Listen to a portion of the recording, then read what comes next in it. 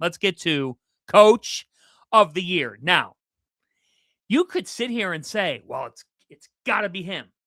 Yeah. But and I think I know where you might be leaning. But there's a couple of other guys. Oh, how about a couple of people who haven't even taken a loss this season that are Yep. right there? So where do you sit with Coach of the Year?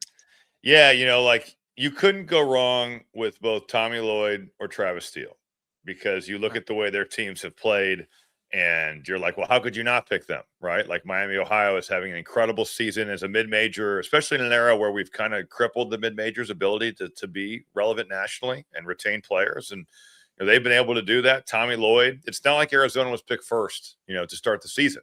So the fact that they're undefeated at 21-0 and the team that he's put together, blending some veteran guys with some incredibly talented young players, and then getting really buy-in from some of those older guys. The fact that he gets Awaka and Anthony Del Orso to come off the bench and thrive in those roles speaks a lot to I think Tommy's ability to coach, but also his rapport with his players.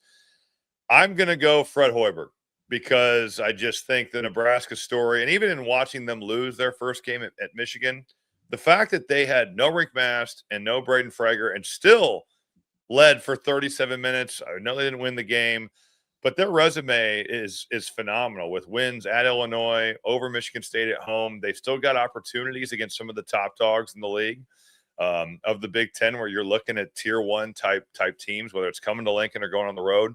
But I just think Fred Hoiberg, the way that he's got this team to run offense, obviously Freddie has been a great offensive coach, and we've seen that at Iowa State, and we've seen that at Nebraska.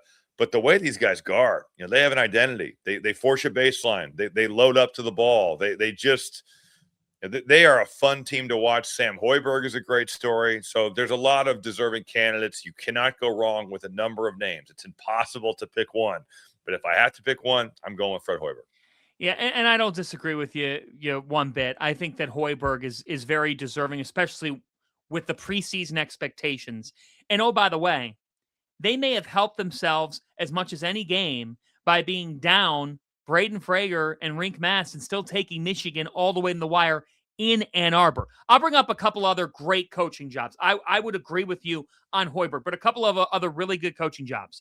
He inherits a program that had 9 wins in 2023-24 and frankly had gone down the drain. And what Mark Byington has done in the last 2 years of Vanderbilt is nothing short of amazing. They are 18-3.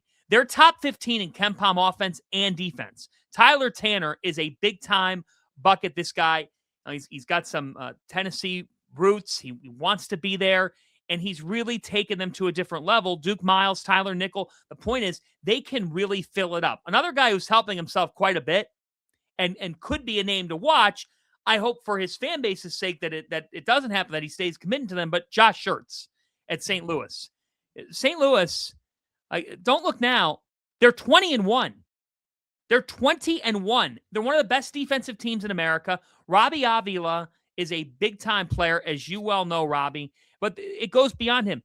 They have a total of 7 guys averaging at least 9 points per game. Trey Green, Deion Brown, really good backcourt.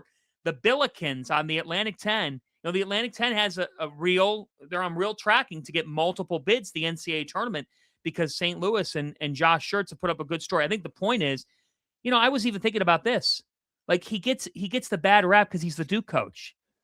John Shire, the last 2 seasons now is 54-5. No, it's insane. And I think John, a little bit for Shire, he maybe doesn't get the credit he deserves because the talent he brings in, but it's not like this is a high school district. He's going and getting these guys. He's a great recruiter. And man, they've played at such a high level for 2 years. He's a great choice as well. Yeah, he really is.